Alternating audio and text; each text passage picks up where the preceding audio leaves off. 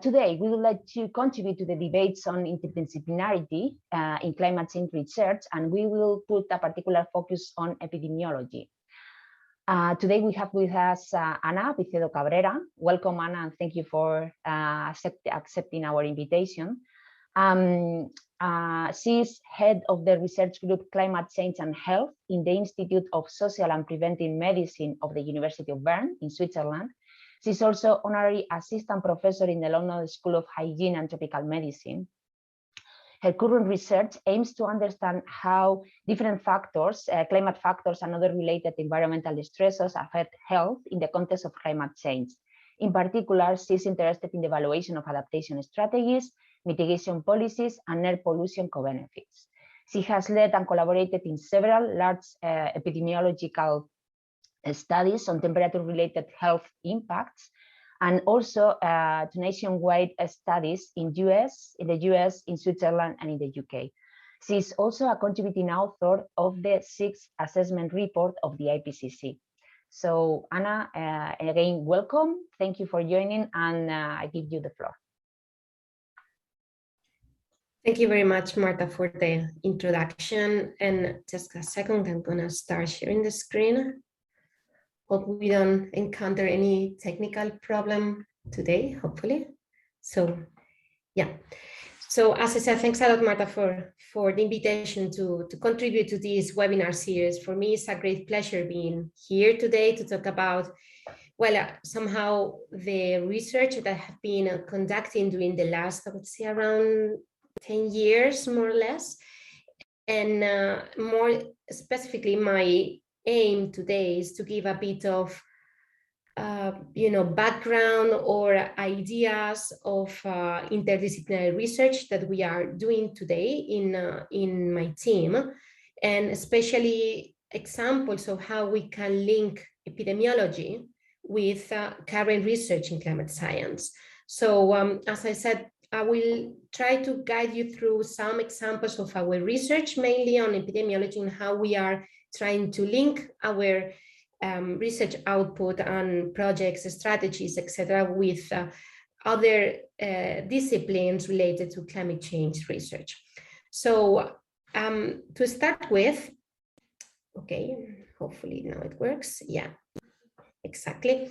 Surely you are more than aware that in the last, I would say, a few years, we have been experiencing very, very severe extreme weather events more frequently, and even with a higher intensity and severity. That is in a way aligned with the current, let's say, projections or let's say forecasts that our experts in climate science has in a way proposed or state in their research. So basically we know that based on the last events that have happened in the last years, the impacts of climate change are more than visible, and is something that we cannot deny based on what we have suffered during the last years. And one example of this is this past summer's heat wave that was very devastating in the western North of America, reaching very high temperature values above even world records in the last, let's say, even when the records were started. So in a way, it gives us an idea of this uncharted territory that climate change will open or is already opening to us in terms of extreme weather events. More importantly, what happened is that in this devastating event translated not only in terms of the impact for media, population, that everybody was saying, oh my God, what is happening, is really that in that area, there were important impacts in different areas, especially in the part on health.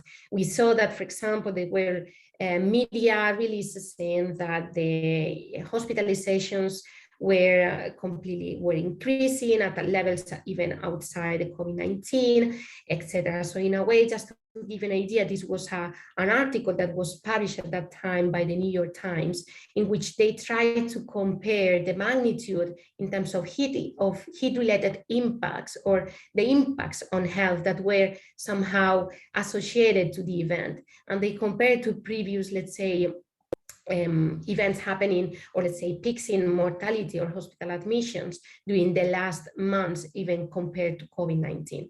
So in a way, it gives us an idea about the devastating impacts that heat can have on us due to these very extreme or unprecedented heat events.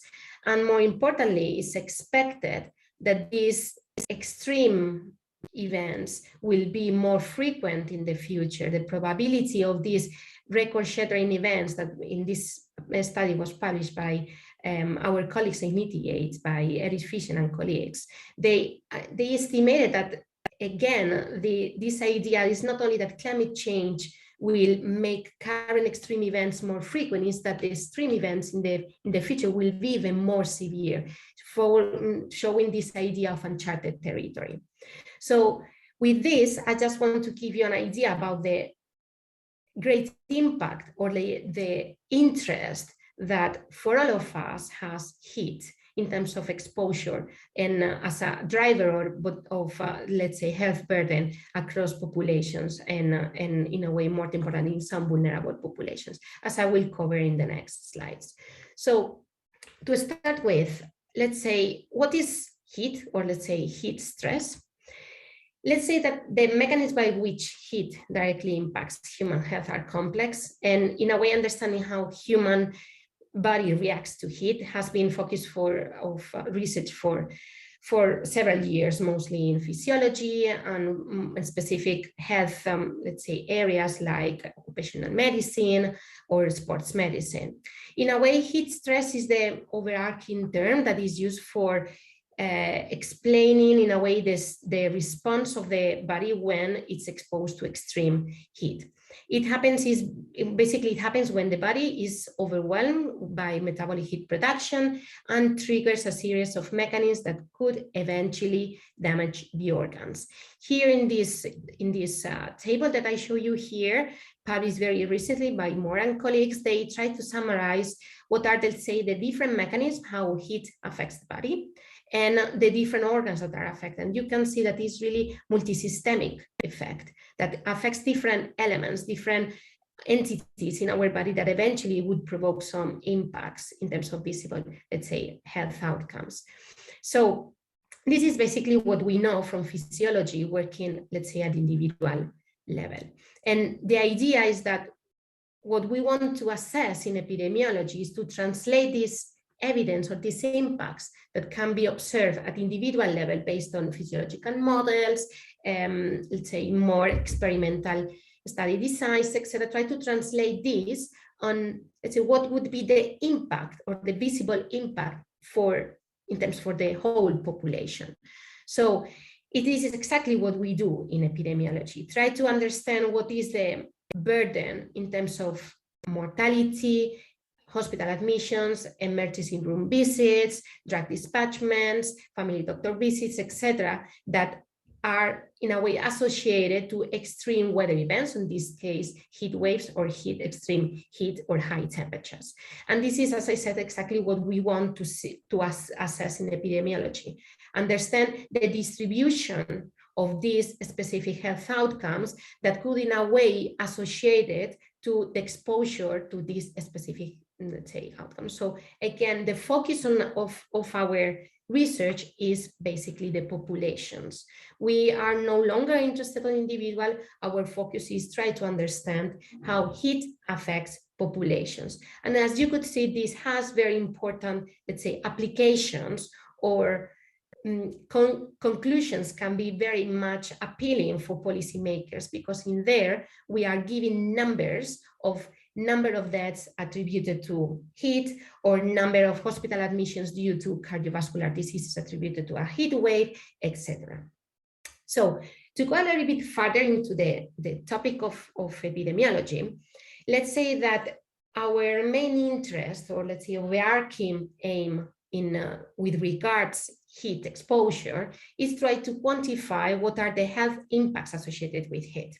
For doing that, what we have done in the past, and even recently, is to take advantage of large population-based sources of data or health data, like mortality registries, hospital admission registries, doctor dispatchments, etc. But also we have used other ad hoc studies, working cohort studies, that basically is to collect information of a sample of a population, etc. But I would say that 60% or 70% of our research nowadays is mostly focused on these population-based studies, for which we use specific study designs that during the last years, we have been working very intensively, try to implement, try to extend it, try to advance towards more complex methodologies to address more complex research questions. And in this case, it's mostly time series analysis, in which what we want to assess is how the exposure over a specific,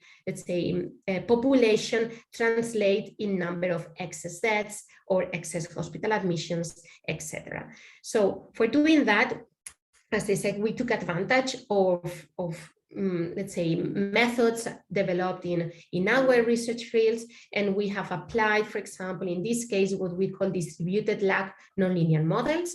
It's a statistical framework that widely applied in our research, try to assess simultaneously both the association, let's say, how much the risk of a specific outcome changes depending on the level of exposure, in this case for temperature, and at the same time to understand how this effect is distributed in time, in the sense that we know that when we are exposed to a heat event, our risk, let's say, increases, our risk of dying increases today, but at the same time the day after and the day after, because there's always a kind of delayed effect. We cannot expect that everybody is going to die on the same day, because some people would get sick and probably they might die the day after or the day after, etc. So let's say that this complex modeling framework allows for combining these two sources of information and provide what we call these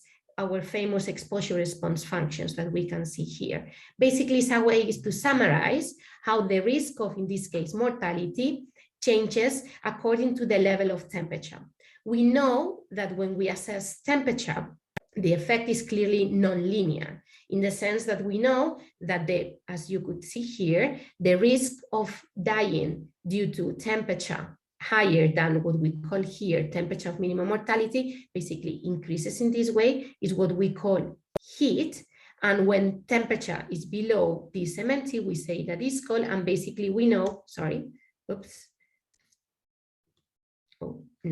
basically we know that it's related to cold, that when temperature decreases, the risk of dying decreases. Let's say that in this presentation today, I will focus more on this part of the curve.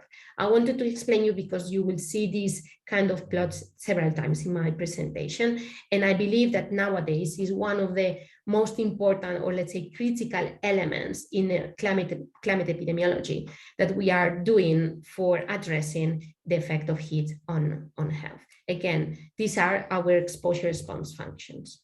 So the idea is that taking advantage of these methods, we were in a way trying to address complex research questions regarding, for example, potential mechanisms, vulnerabilities, understanding why some people are more affected by heat compared to others, if there's some temporal trends, etc. All this information we have in a way tried to gather during the last years.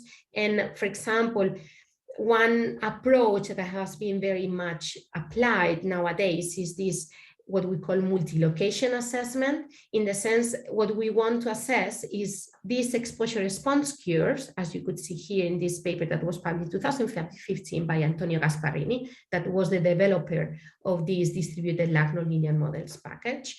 And basically in this work that was published in Lancet, what the authors aim to do is to assess the risk of dying due to heat and cold in different cities, in a bunch of, I think it was around 300 cities that were collected within the multi-country, multi-city collaborative research network.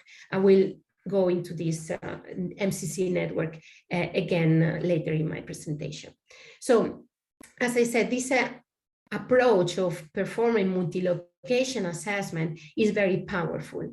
First, because we know that the vulnerability to heat is very much dependent on the population, not only on the fact that compare vulnerable people, say elderly compared to normal adults or young adults. It's more we know that the risk of dying due to heat in a city like, for example, Bern, is very different to the risk that we can estimate, for example, in Madrid or in Stockholm or, I don't know, in London. So, because we know that there are the association between heat and the specific health outcome is very complex, and it's modulated by a series of factors that are very much dependent on the city or in the location, in the sense, for example, the demographic structure of the population, whether the city has implemented some sort of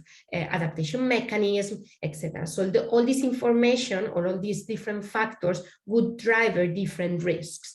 And the beauty of this study design is that by assessing the heterogeneity of the curves across cities, we can disentangle the role of potential factors that would drive this different vulnerability.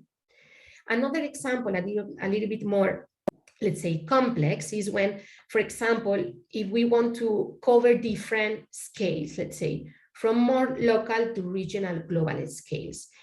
An example of this is this, for example, this work that is led by, as well, by Antonio Gasparini, is currently under review, in which what we aim to do is to estimate the risk of dying due to heat at LSOA level, that is in a way comparable to a census tract level in the UK, across the whole England and Wales. And this is, for example, a part of the map that it was in a way centered on Greater London. And we can see that actually this vulnerability is not only variable across cities, it's even within neighborhoods that we see that vulnerability to heat is very much heterogeneous.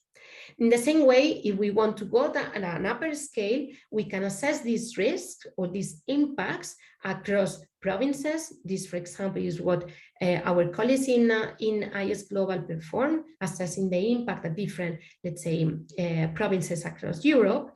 Or even if we want, we can be more ambitious, and as we did in this assessment, try to assess what is the impact or the effect of heat on mortality at global scale. In this assessment, what we did is apply this framework of distributed latitudinal models in a way to extrapolate or to extend from observed locations to unobserved locations and try to cover and give a comprehensive picture of the impacts attributed to heat.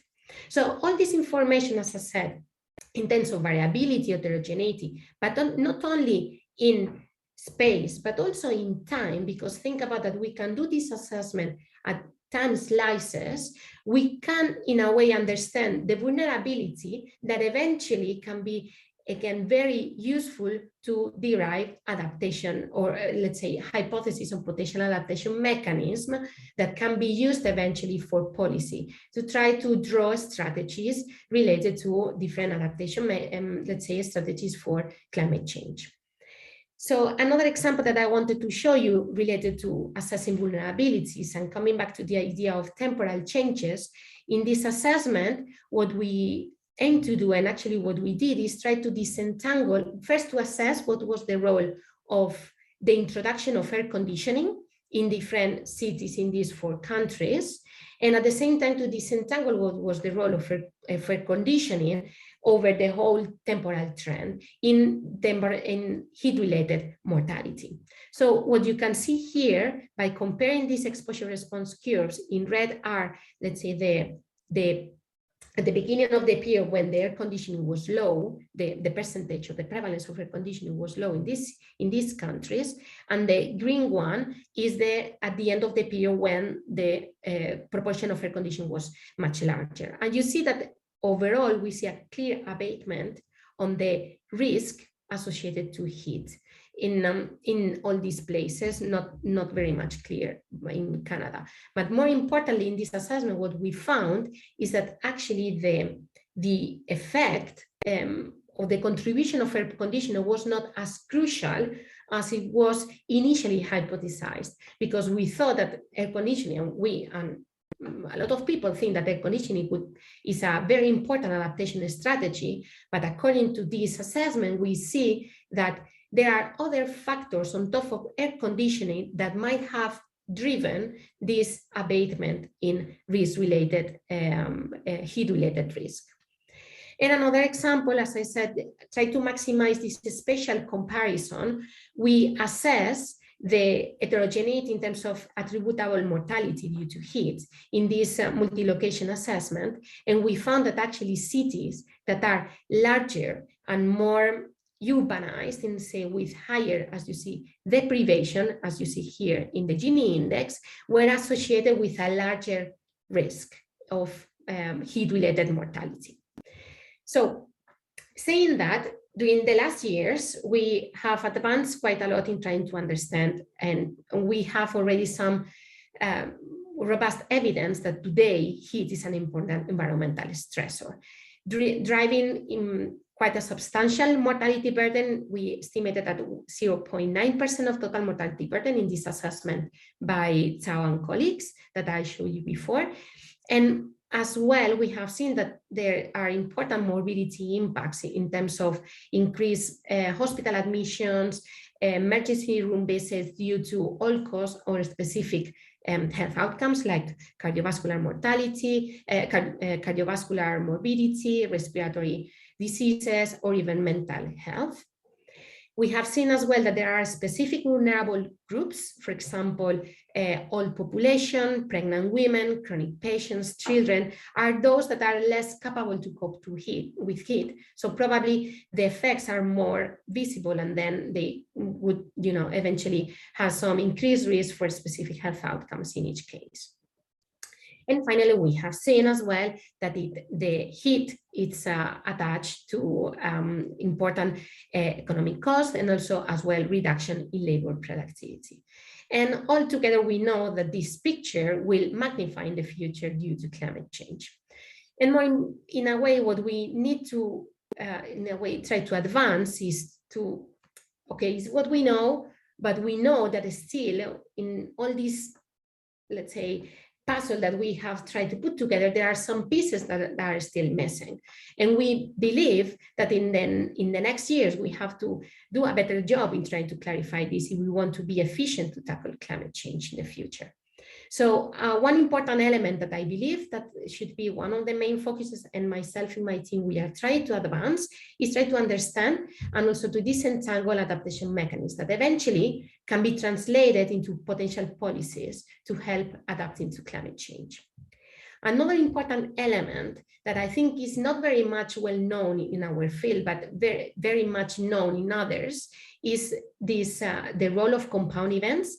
Basically, compound events is for those that are not familiar, we know that, for example, when a heat wave happens, there are other weather conditions that are happening at the same time. And we know that these concomitant, let's say, events, for example, heat waves and droughts, can eventually cause larger effects than compare these two elements separately.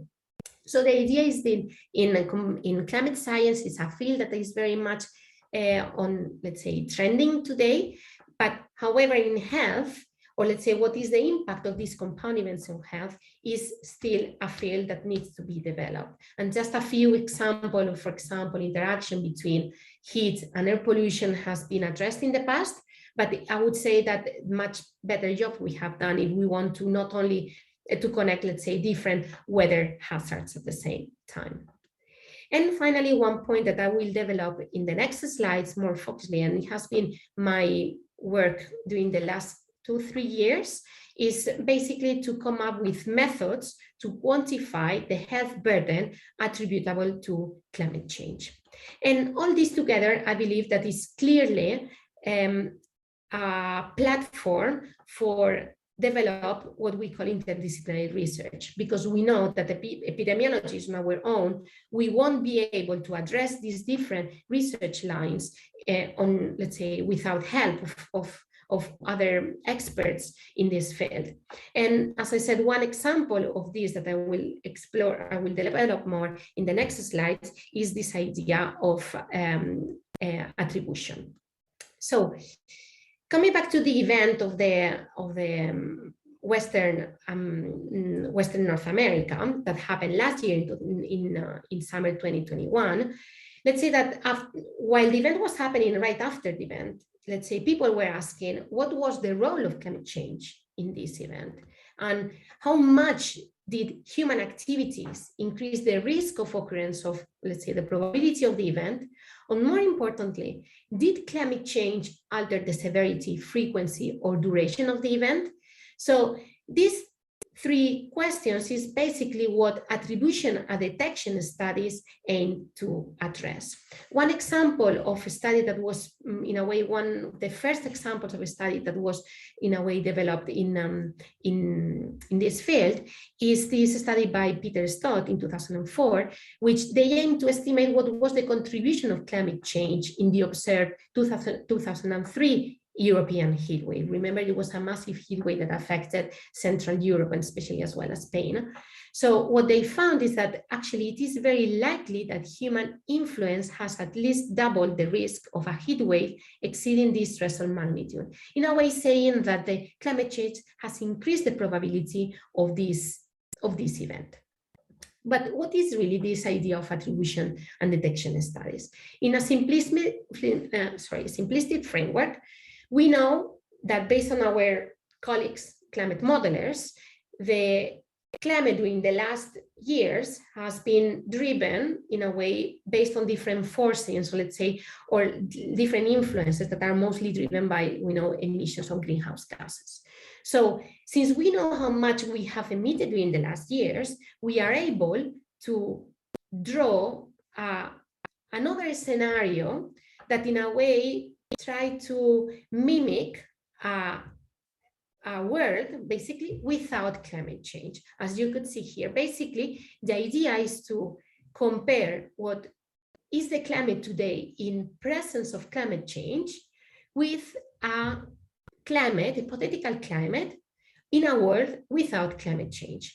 And these are basically output from models in which we basically, as I said, our climate modelers try to exclude forcings, or we call these different influences that are in a way driving these different changes in the climate.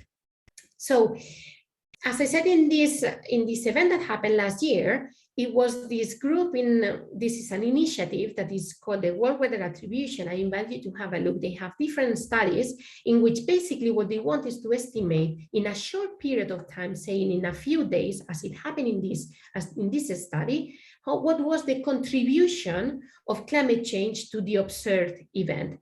And actually what they found is that it would be virtually impossible without human-induced climate change that this event could have happened. So in a way, the idea of attribution and detection studies is nowadays a very important research line in this field, and more importantly, has taken very much attention in the last report on the IPCC. Remember that one of the main statements of this report is that human influence has warmed the climate at a rate that is unprecedented in the last 2,000 years. And this comes mostly from attribution studies.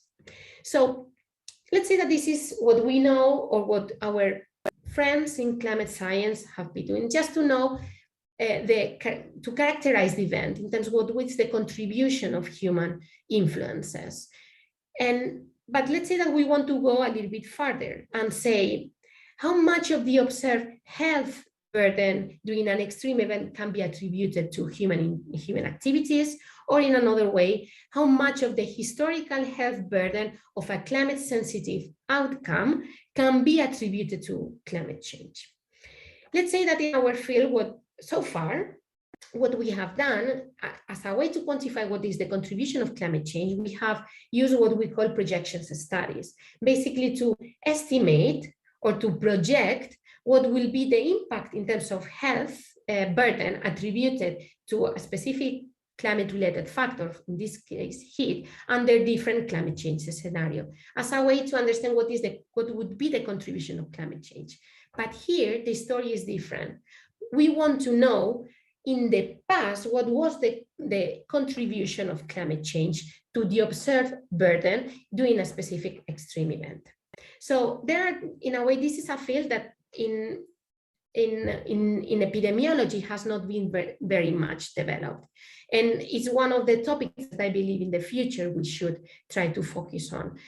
Let's say that we have two different approaches. The first one, very briefly, is what we call event attribution. In a way, what we want is to focus on specific events and to know what is the contribution of climate change in terms of, in this case, as you could see, of heat-related mortality burden during a specific event, in this case, the 2003 heat wave in London and in Paris. But there's another approach that is called the trend attribution, that is, instead of focusing on specific extreme events, what we want to know is how much of the observed long-term trend could be attributed to past contributions on climate change. And this is exactly the approach that we followed in this study that I had, in a way, I say, the pleasure to lead within this consortium on the multi-country, multi-city collaborative research network that was published last summer.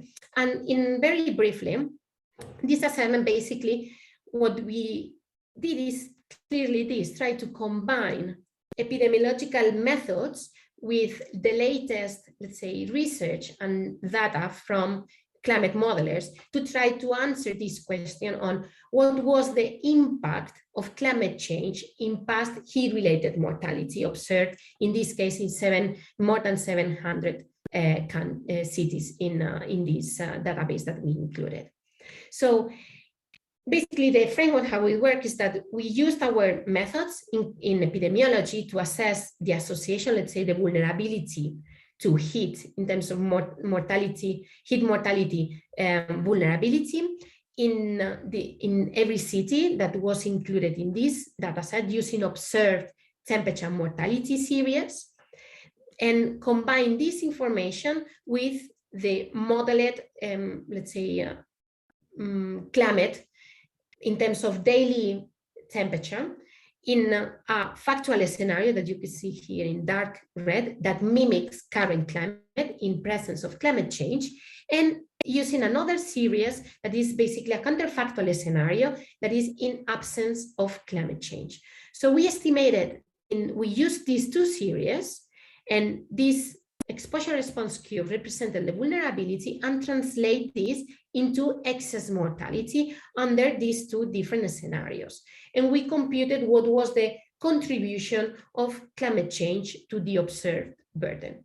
So our findings, basically what we did in all these countries for specific locations that we had data in these countries, we estimated that in the counterfactual scenario, 0.9% of heat-related mortality was estimated in this counterfactual scenario, while in the factual, as expected, the burden was much larger, corresponding to 1.56%. Basically, what we did is to get the difference between these two quantities, and we estimated, as you see here in this other panel, that the contribution, let's say the 0.6% of all-cause mortality can be attributed to heat were induced by human-induced climate change. Basically to say that this 0.6% of all-cause mortality was heat that was driven by climate change, or let's say the cause is anthropogenic climate change. So in a way to translate and make the study a little bit, or the findings a little bit more powerful, we estimated basically what is the proportion of the observed burden that can be attributed to human-induced climate change.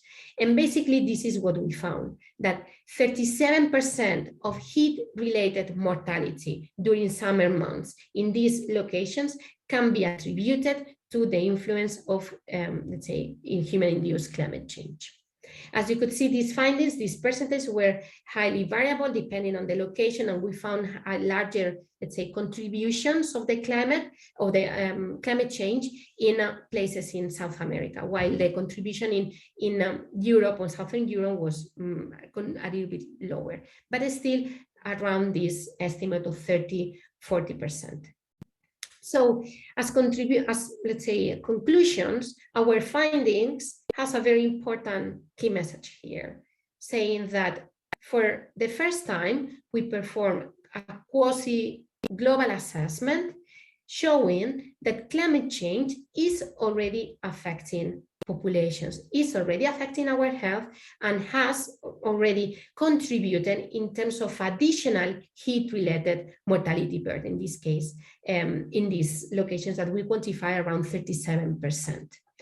This has important implications, of course, in terms of convincing population, but as well a kind of idea to support policymaking processes, saying, okay, we already know that it's affecting our health, we need to do something. It's more urgent. We cannot just think about that climate change is something that is going to happen in the future, it's something that is happening now. So as potential limitations, as I said, is not a worldwide study, because we know that there are already some countries that in a way are not represented in this study, because we didn't have data for doing that. It doesn't account for adaptation. We consider kind of average vulnerability across the study period, that it was 30 years between 1990 to 2018. And as well, we should be careful with the idea of attribution, because this assessment is basically an ecological assessment, and we know that from this kind of designs we cannot draw causal links. We always say that we talk about association, and it's something that I believe that in the future we need to advance, especially in this field of attribution. So just to wrap up, we have seen that these attribution studies can be powerful for climate change policy, can help understanding the mechanisms by which climate change affects health, supports refining projections of future effects due to climate change, can help improving adaptation to climate change and disaster recovery, can increase motivation for climate mitigation, that I think, as I said, is an important message to act urgently, and can as well demonstrate potential links between greenhouse gas emissions and climate impacts that can serve as evidence underpinning climate-related lawsuits.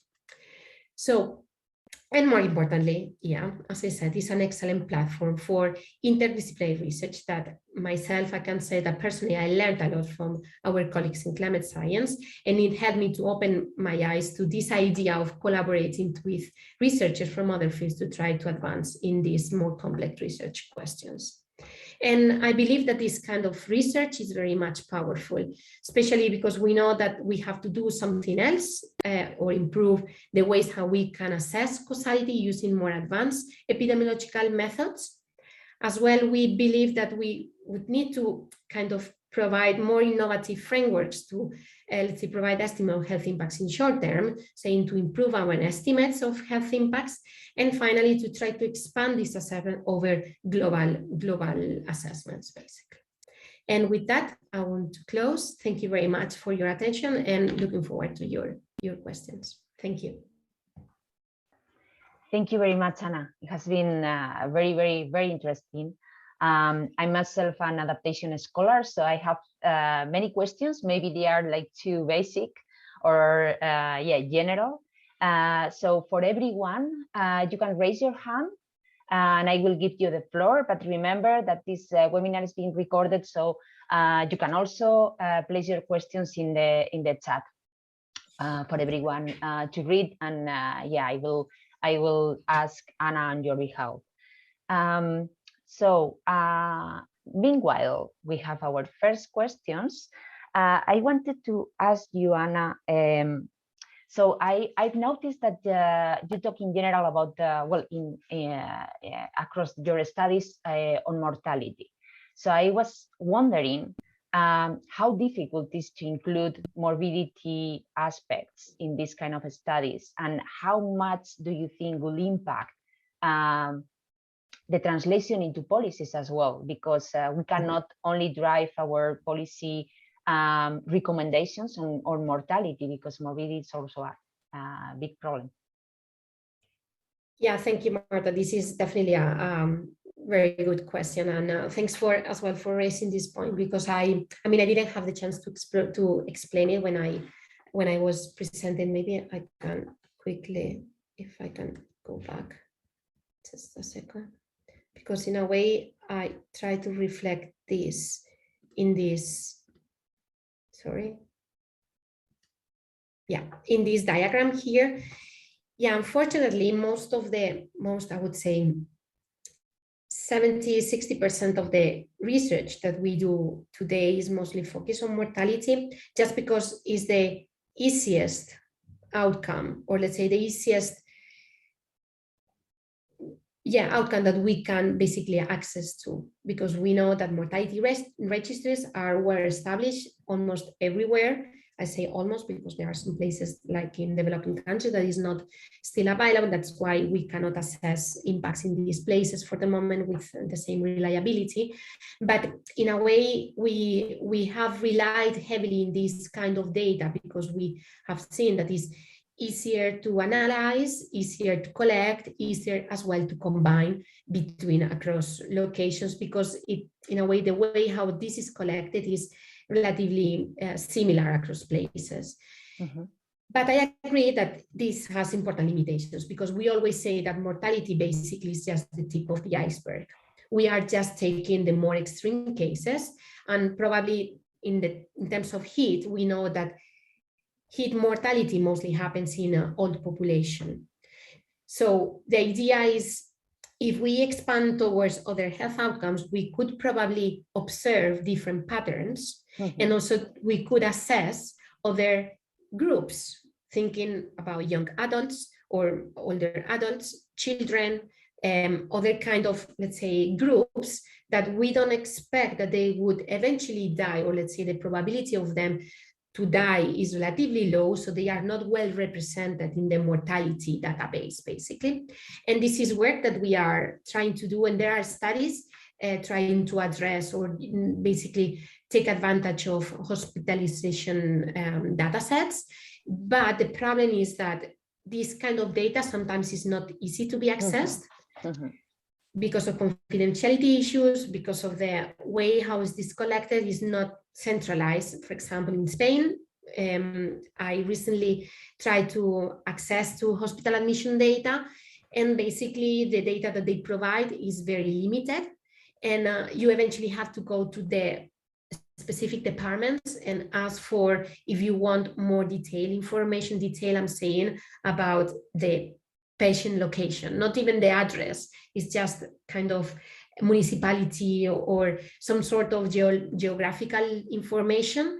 So the problem is that, as I said, for these kind of sources, is not so easy to collect. But I agree that we, in epidemiology, and I think that is now the trend, we are trying to expand our research, because we know that in terms of policy, it has very different implications. Mm-hmm. Because again, this idea of hospital admissions is very well connected to costs, that mm-hmm. at the same time is very much appealing for governments, mm-hmm. not much mortality, because people say, okay, it's all old people, they would eventually die, if not today, in 2 years.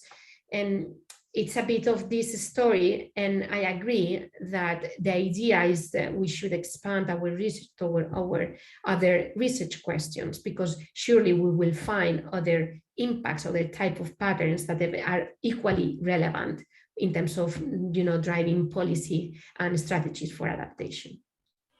Yeah, especially, for example, if you look at the micro scale, at city level, or at within, as you were saying, the hospitalizations and the different policy measures that could be important and different comparing different districts and different neighborhoods.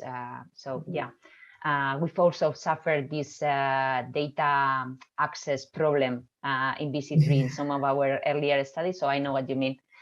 We have a question in the chat from Julia Markinian. Thank you, Anna, for a very interesting presentation. Related to your limitations slide, you mentioned that attribution studies do not account for adaptation. But we see in more and more locations, for example, Paris and Madrid, that mortality associated to heat is actually decreasing over time. Can this trend be due to local adaptation mechanisms that are working? And if so, what are the epidemiological methods that we can use to understand this better? Yeah, thanks, Julia.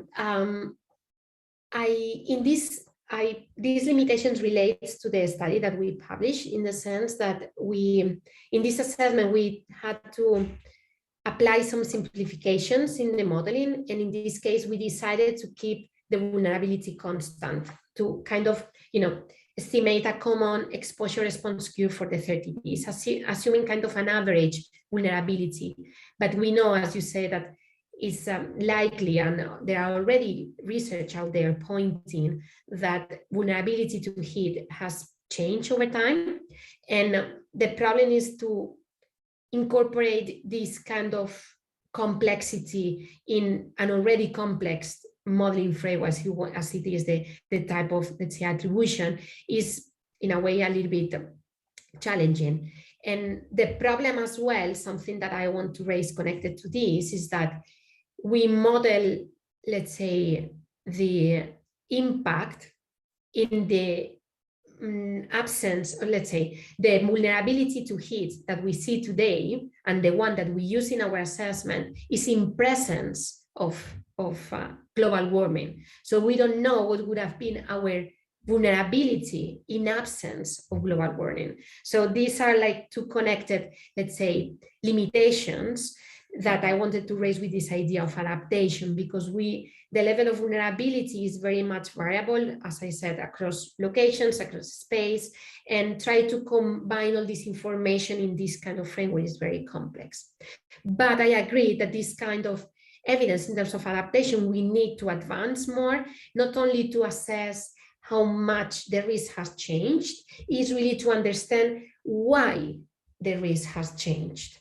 And in the sense, try to understand what are the drivers. And I give this example of the air conditioning, because again, people were taking for granted that air conditioning is a very important driver for adaptation. And we have seen in this assessment that actually it was not the case, as I said, it contributed just in a proportion, let's say, of the overall trends that were observed, thinking that probably there are other factors on top that might be driving these patterns. And we see that, for example, could be changes in the demographic structure of the population, changes in the infrastructure, that they are happening regardless of heat, in the sense that people are, let's say, buildings are better, and public health, let's say, structure is much better today compared to 30 years ago. So these are all complexities that, of course, it would be very valuable, and it's one of one of my research focuses today, is try to understand really what are these drivers. More importantly, try to translate it in adaptation strategies, and as well to combine it with projections that could give us a better idea what would be the benefits of implementing these adaptations in the future. Thank you, Anna. So any other questions, please include it in the chat. I have a couple more myself. When you talked about the compound effects, I noticed that you were referring in general perhaps only to environmental stressors. That's my one question, and one link question is, when I'm thinking of compound effects or compound complex systems, I also thinking about the other, like, economic, social events, crises that we may be dealing with, and maybe affecting health and climate related impacts. So, and for example, in the COVID pandemic, So it was not only about health, it was also about all the policies that were being implemented. And for example, at that time, we were concerned about what was happening with all those people confined during heat waves, and if that kind of policies also affect. So I know that this is a very complex question and problem. And are you thinking about including all this complexity in your studies, or have you studied this before? Yeah, exactly. When I was talking about compound effects or compound events, it's mostly related to weather-related hazards or other environmental hazards. But I agree with you that overall, when estimating impacts of, for example, in terms of climate change, etc., we have to somehow take account about the complexity that is not only climate that is changing, it's also changing other things. And we know that, I mean, one of the key messages that we are trying to draw in climate epidemiology is that if we want to address the problem of climate change, we have to address at the same time existing societal challenges, in the sense that, just to give you an example, what you are saying about the concurrent, or let's say different events or trends happening at the same time. We know that in the future there will be there's an aging trend, basically, and we know that in the next 20-30 years the proportion of old people would be much larger compared to today. The problem is, this is very critical for heat-related mortality, because again, we know that most of the, let's say, deaths observed due to heat are happening in the elderly, just because they are less prepared to cope with heat. They have all other comorbidities, etc., that they make them more vulnerable.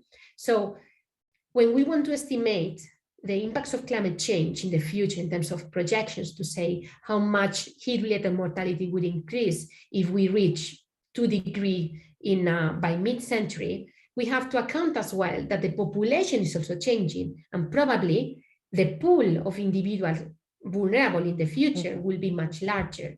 So this would translate in larger impacts. Even if we abate our vulnerability, just the fact that there's more people at risk, you will have a substantial number of heat-related mortality deaths. So what I'm saying with this is we are trying to address these complexities, and probably the COVID-19 has been also a good scenario to try to understand how COVID-19 in the short term, connects or had an impact in terms of policies or existing policies for heat warning systems, for example, but at the same time it's as well connected to other things. I mean, think about COVID-19, that we had a huge wave right before the summer.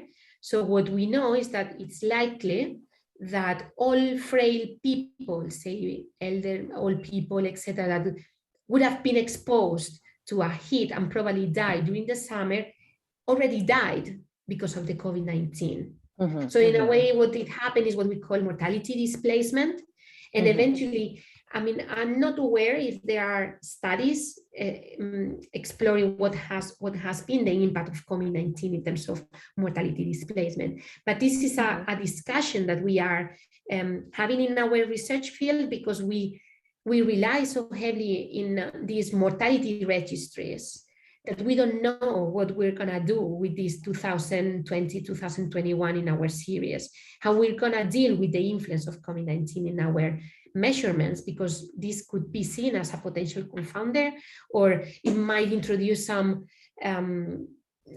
artifacts in our estimates. So again, it's an idea that it's not only in terms of the policy per se, it's also as well, it applies very much in the way how we perform our research and our stats and our data and our modeling, because we realize that the story now is getting much, much complex every day.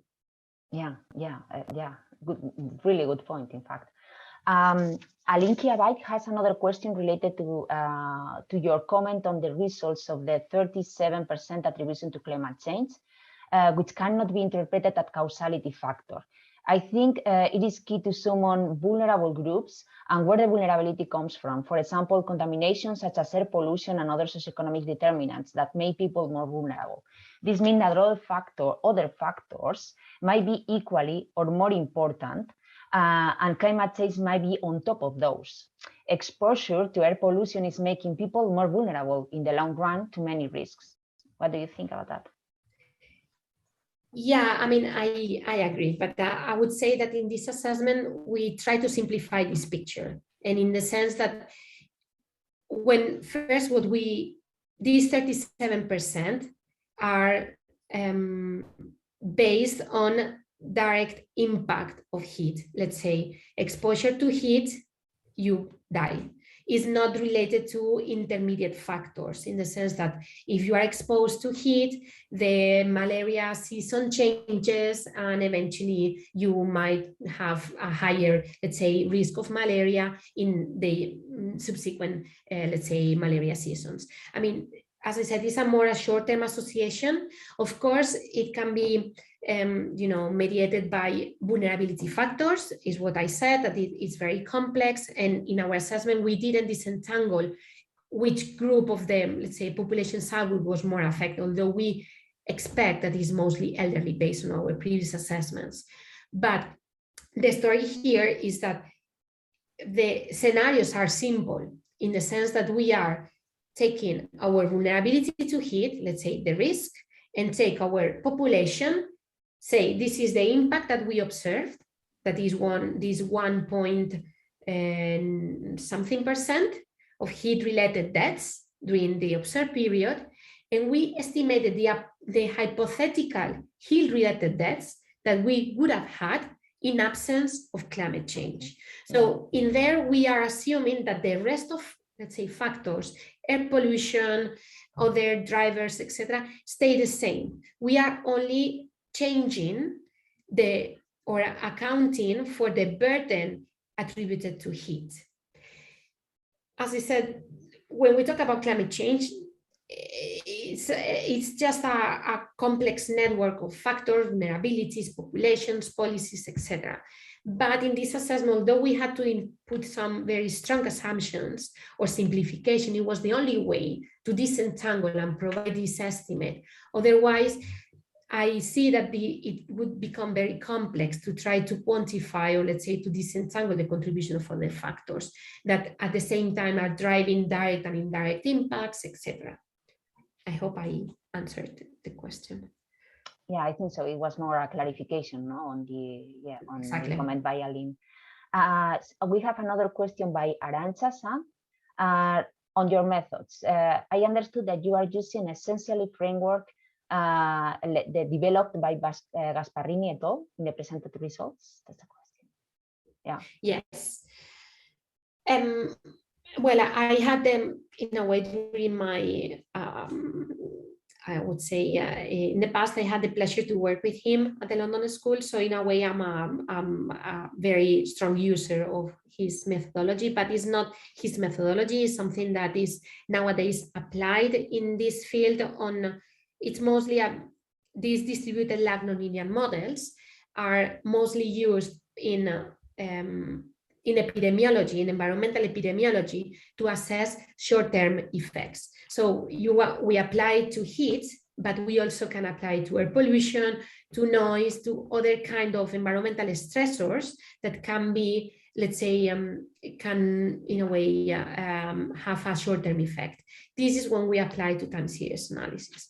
But just to as well acknowledge that this DLNM's framework can be also used outside the typical time series analysis. For example, cohort analysis, etc., to assess delayed effects of, for example, exposure to radiation and cancer, in which instead of days in terms of time scale, you are using years. So just to give you an idea, but just to clarify, this is the framework that I'm using, and I would say not myself in general. Most people are using it because it's user-friendly, it's well established, has been applied for already, I think, easily 10 years. And it's easy to compare the estimates eventually, I would say. Okay, it's already one, but we have two more questions. One that was sent directly to me and another from Mark Newman that we can go later. And I think that, and I'm afraid that we will need to close already. But quickly, so Juan Carlos asks, what is your point of view, I believe, in terms of future research, what are the possibilities to understand better the distributional or social dimensions of risks? For example, social groups according to income levels. Yeah, I mean, I believe there's already some research going on trying to understand, or in a way pointing towards this idea that there are some groups probably with less resources that are in a way more at risk of suffering, in this case, heat-related impacts. I think, I mean, what I think is more important is not only to understand the social or socioeconomic dimensions of these impacts, is try to as I said, try to translate in practical terms. That for me, one important element is the idea of inequalities, because we know today that inequalities, the topic of inequalities, is very much connected to heat-related impacts. For example, with the urban heat island effect, where we know that probably neighborhoods more deprived are more exposed to heat just because of the urban heat island, because the building infrastructure amplifies more the hazard, but at the same time they are more vulnerable because either they don't have the education needed or they don't know very well about the public health interventions, the buildings are not prepared, not well isolated, etc. I think I agree that it's very important, a very topical, let's say, area, and I hope that in the future more research will be done, especially it's really because again, if we want to tackle climate change, we have to tackle at the same time existing problems, and inequalities is an example of that. Yeah, and in fact, it's one of the many bridges that we need to build, right, between climate science and climate adaptation, and also climate justice and epidemiology. The last question by Mark Newman, you mentioned the role of humidity. Including humidity at the global level could lead to unhabitable regions, for example, in parts of Asia. This would considerably change risk calculations with respect to the impact of high temperatures and give a signal towards the need for much stronger mitigation efforts.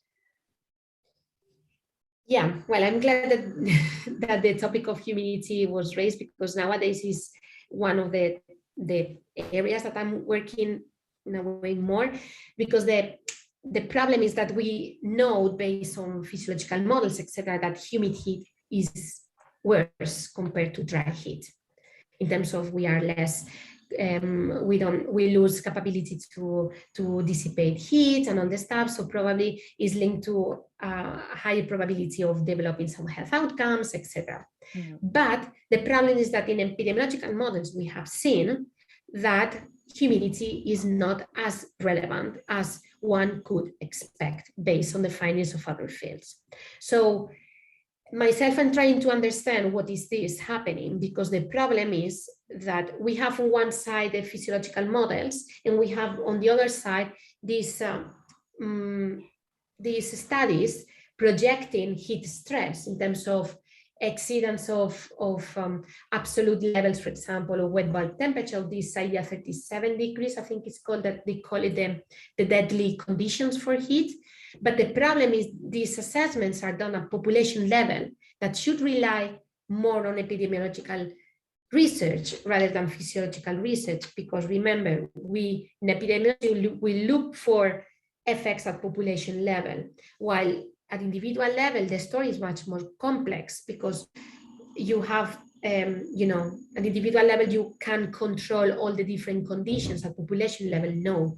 You don't know if the humid heat is the same for some specific populations or from others. So the idea is that this idea, I agree that the connection between temperature or heat and humidity is something that deserves more research today in epidemiology, but as well try to advance a little bit more, try to understand, as you say, in terms of projections, what this would mean for different populations, different patterns, because as you said, we expect that the humidity levels would increase in the future at different, let's say, magnitude, or even some places will become drier, some places will become more too humid. So eventually the picture, as we have today, only as temperature-related health impacts would be completely different, probably, if we consider not humidity in the equation. So saying that, I agree. I think that this is an important topic. And this is, again, another example of interdisciplinary research that I'm conducting nowadays. And I hope if funding arrives, I will be able to disentangle or let's say address in the next years. Well, so thank you very much, Anna. It has been super interesting. I have learned a lot, and I'm so glad that we invited you to give this talk. Thank you for your talk. Thank you everyone for your questions. They were really interesting as well.